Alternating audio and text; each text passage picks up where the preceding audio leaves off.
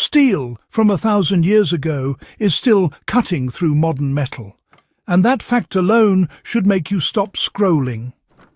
Viking blades recovered from graves, rivers and battlefields have been tested against modern tools, and the results are, well, uncomfortable for our assumptions. These weren't crude chunks of iron swung by barbarians. They were precision-engineered survival tools, forged with techniques so effective that some modern smiths still struggle to replicate them without industrial help. And once you understand how Viking steel was made, you start to realize something kind of unsettling. Progress didn't move in a straight line. In some ways, it doubled back.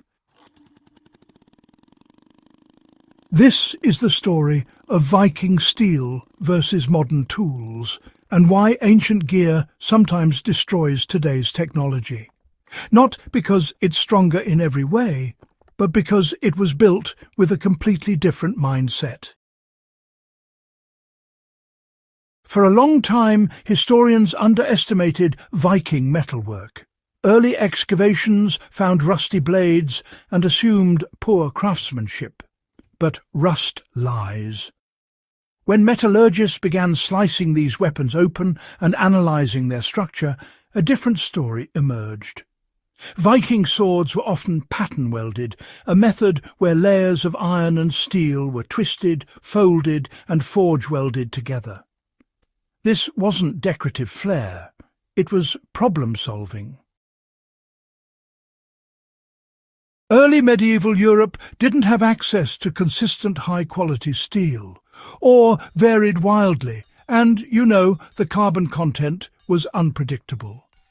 Pattern welding allowed smiths to combine softer iron for flexibility with harder steel for cutting power. The result was a blade that could absorb shock without snapping, while still holding a lethal edge. Modern factory blades often rely on uniform steel and heat treatment. Viking blades relied on intelligence. Here's the interesting part. When modern metallurgists compare stress tolerance, some Viking blades outperform cheap modern tools made from brittle mass-produced steel. Not high-end modern alloys, but the everyday tools people trust. The Viking blade bends, flexes, survives. The modern blade chips or breaks. That's not myth. That's materials science.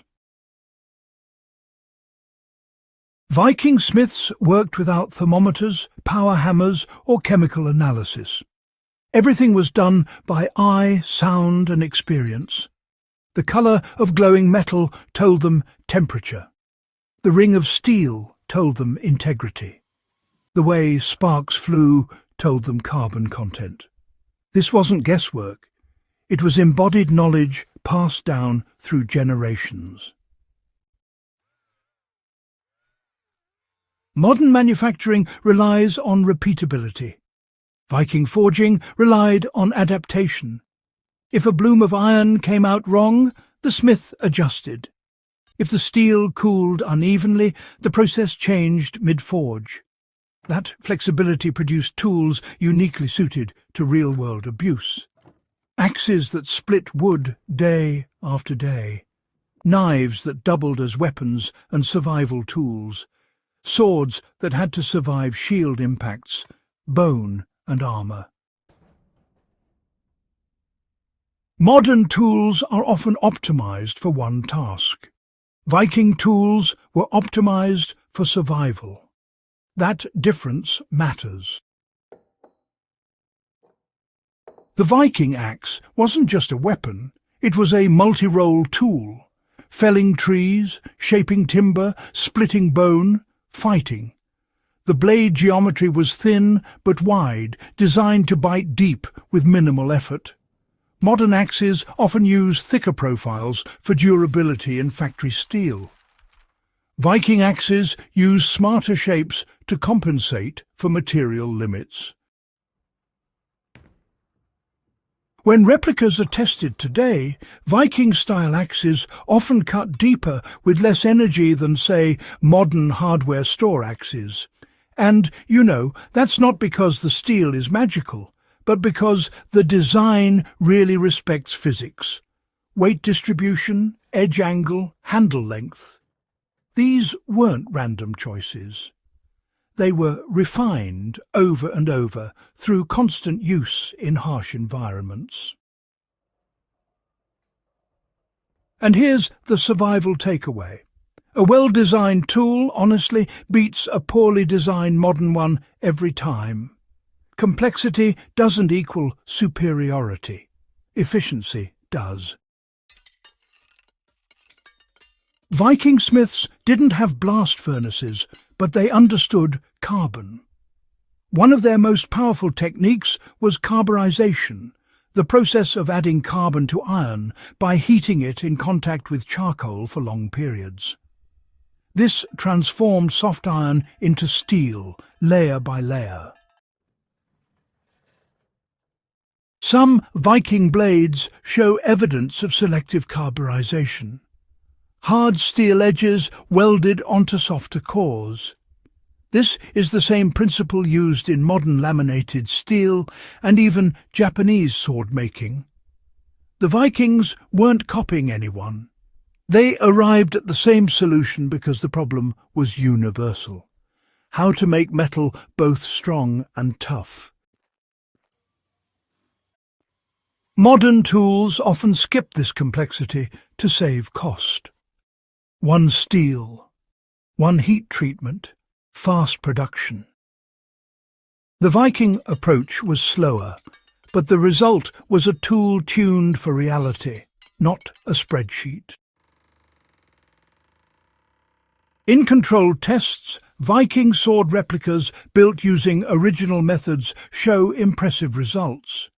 They flex without permanent deformation. They survive repeated impacts. They maintain cutting ability after abuse that would ruin many modern decorative or low-grade blades.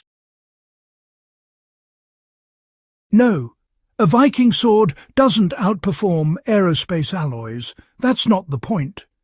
The point is that for their material limits, Viking smiths reached shockingly close to the maximum possible performance.